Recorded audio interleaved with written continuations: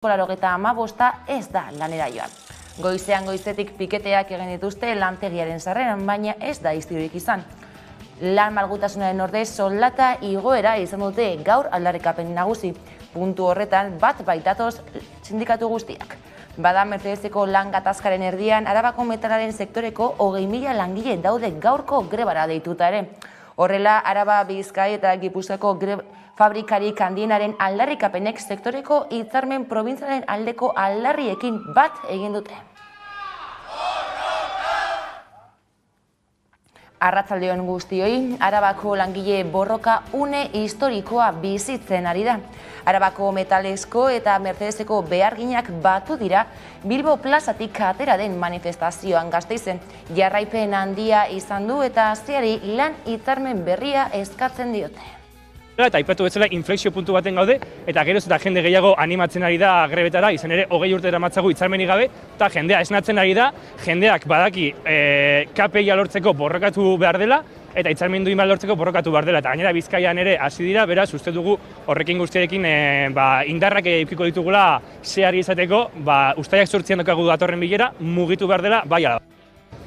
Pozik gaude, ekoizpena berriro gelditu dugulako, eta langileok enpresari izan diogulako nahikoa dela eta benetan negoziatu behar da eta ez orain arte egin duena inposaketa bat egin ez ere negoziatu gabe. Argi dago, inbertsioa importantea dela, baina importantea dira bai langileon baldintzak. Baldintza horiek lortzeko o eskatzen duguna jakiteko lehendakariak eta politikariak gutxienez gurekin bildu beharko ziren, jakiteko ze eskatzen dugun eta zeintzuk diren gure aldarriak. Orain arte politikari guztiek hitz egin dute enpresak esan dutenagatik eta bakarrik inbertsioagatik eta askotan esan dugun moduan ezin da izan 21. mendeko fabrika bat montatzea 19. mendeko lan baldintzekin. Araban soilik ez metalak badu borrokarako beste lurralde bat hartuta gaur, Bizkaia. Grebalarien piketeak goizean goizetik aritu dira hitzarmena eskatzeko metalaren bigarren egunean. Istiluak izan dira eta polizia grebalarien kontra oldartu da. Iurretako Arriandi industrialdean pertsona bat atxilotu du ertzaintzak.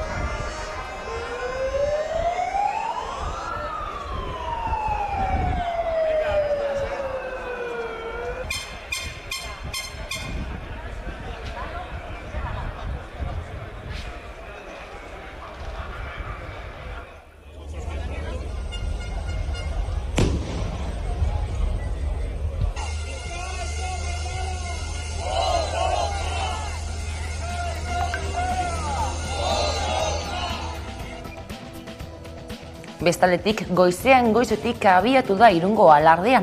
Urte luzez eztabaidatua izan da herrian bitan banatuz. Gaurkoan giro lasaia sumatu da dena den, udalaren erantzunik jaso gabe antolatu dute alarde parakidea. Eta alkatea karrera alarde tradizionalari bakarrik eman dio. Izan da oso gogorra, izan da. Orain askoz lasaiago dago, hala ere, ez da, batere normala bizitzen duguna Irunen, Onjarbin ere, ez da batere normala. Haiek baztertzen gaitu. Zen garaia hori zela pasada bat, horroroz bai. Minoria bat bezala aguantatu egin behar genuen. Gainera, gure helburua oso argi geneukan. Orduan, hori lortzeko egon behar ginen. Eta benetan, jende asko sufritu du.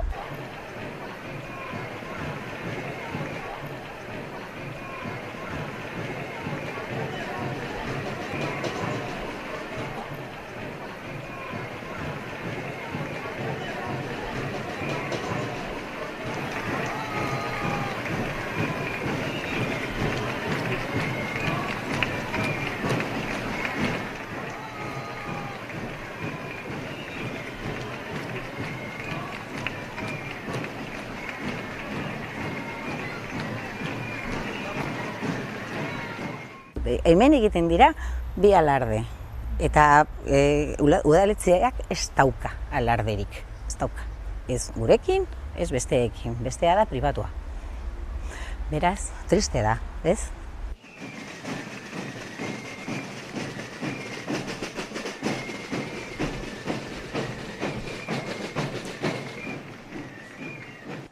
Bestaletik, SATSE, ELA, LAB, Comisiones Obreras, UGT eta SK sindikatuek planto egin diote berriro osakidetzako zuzendaritzari eta ez dira ostegun honetan aurreikusitako mahai sektoralean erizeri. Izan ere, salatu dutenez, hilaren 27an osakidetzari helarazitako egiturazko arazo larriak konpontzeko jorratu nahi zituzten gaietako bat ez da osasun sailaren deiatutako behin betiko gai zerrendan sartu. Eta bestetik, Jaiez Iruñeko Peinek datozen Sanferminetako pankartak aurkeztu dituzte gaur goizean egindako prentsaurrekoan.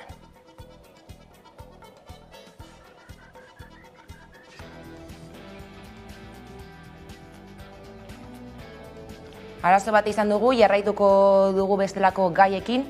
Aiaraldeko Euskalgintzaren Kontseiluak hautagai euskaldunak eskatu dizkie alderdiei. Udal hauteskundetarako zerrendei puntazioa jarriko diela iragarri du Kontseiluak. Aurrera pausoak nahi ditu. Hartuta, alkate gai elebakarra dutenek ez dute gaindituko ebaluazioa.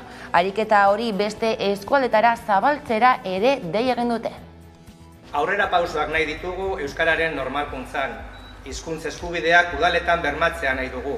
Horregatik, ezinbestean, hautagai euskaldunak nahi ditugu. Guztion bultzada behar dugu euskarak aurrera egin dezan.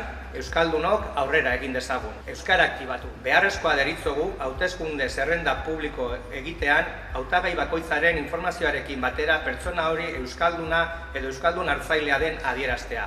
Transparentzia ariketa bat izateaz gain, herritarrok bozka eskubidea ahalik eta informazio osatuenarekin gauzatu dezagun ezinbestekoa da. Informazio hori eskaintzen duten zerrendak modu positiboan baloratuko ditugu publikoki. Euskaldun kopuruaren gainetik, informazioa emate hutsak euskarari balioa eta garrantzia ematea baitaka. Pirinioetako bidearen hasiera da Jaizkibel mendia Gipuzkoan gure eskuk uztailaren 2 antolatutako ekimenean. Hala 300 gailur baino gehiagoko argi lerroaren abiapuntua izango da mendi Gipuzkoarra. Pirinioetako bidearen gailurretako eta aireko irudi ikusgarrienak eta ekitaldi politikoa zuzenean eskainiko da 11 telebistan. Gaueko 9:00 10:30 zuzenean Ana Irutagoiena eta Maider Galardi kazetariek gidatuta. Nazioarteko komunitateari bidaltzen digun mezu hori dela garrantzitsua. Lehenengo aldiz, Euskaldun eta Katalanok elkar hartuta bidaliko dugu mezu hori. Bi herri gaudela hemen libre izan nahi dugunak eta gure ahotsa entzun eta errespetatu dadin eskatzen dugula. Aste honetan bertan, Eskoziak iragarri duenean, baduela plan bat eta 2023ko urriaren 19an, bigarren autodeterminazio erreferenduma egingo duela. Uste dugu, gu ere badatorren olatu berri horretara igo behar gerala, ez gaituela olatuak hondartzan harrapatu behar, itsasoan harrapatu behar gaituela, igerian harrapatu behar gaituela, lanean, eta horretarako Katalanen eskutik bidea egiteko garaia da, eta horretaragoaz larun batean gai horretan.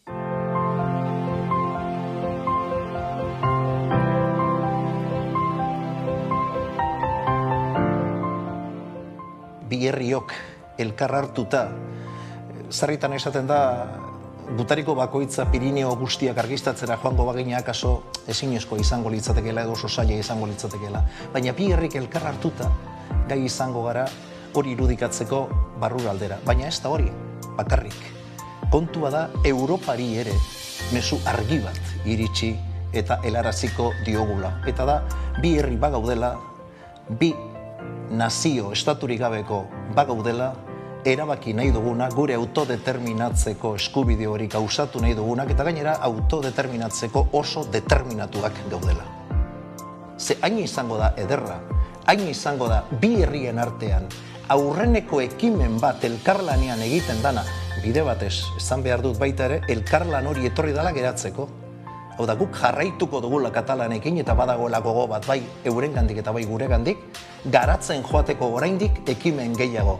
Beraz, hemendik nik egingo nukeen deia izango litzateke etzazue galdu uztailaren 2ko ekimena gure esku kantolatuta, baina ez gure esku bakarrik beste hainbat eragileekin batera eta bi herrien arteko ekimen honetan parte hartzea garrantzitsua izateaz aparte bihotzean gordeko duzuen ekimena izango da.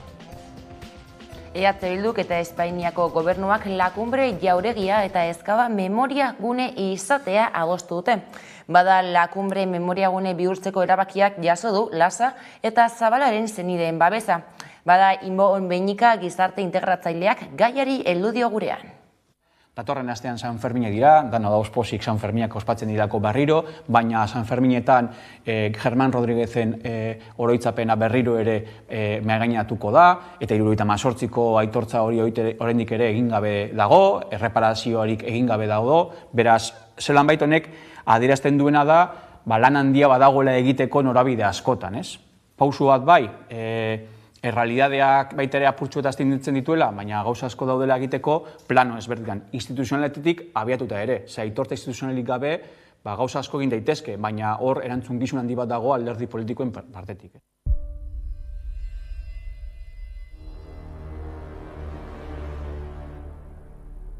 Jauregia dakizuen bezala Donostiako udalaren esku uztea adostu dugu Espainiako gobernuarekin memoriagune bat izateko.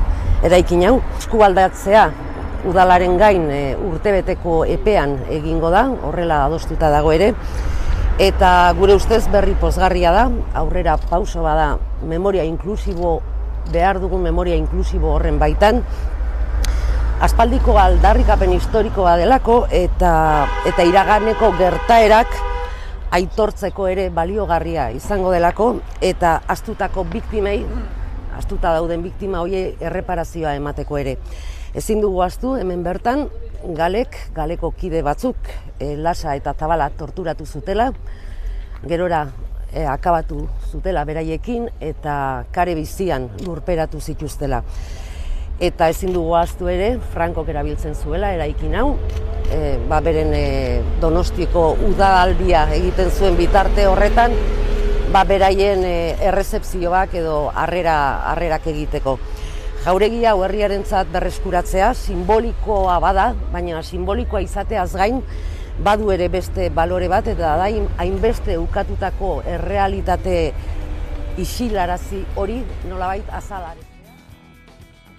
Melillako hilketak salatu dituzte EAJak, EH Bilduk eta Elkarrekin Podemosuk Eusko Legebiltzarreko 3 alderdi horiek adierazpen bateratu bat egin dute Melillako hilketak gaitzetsi eta Pedro Sánchezen hitzak arbuiatzeko.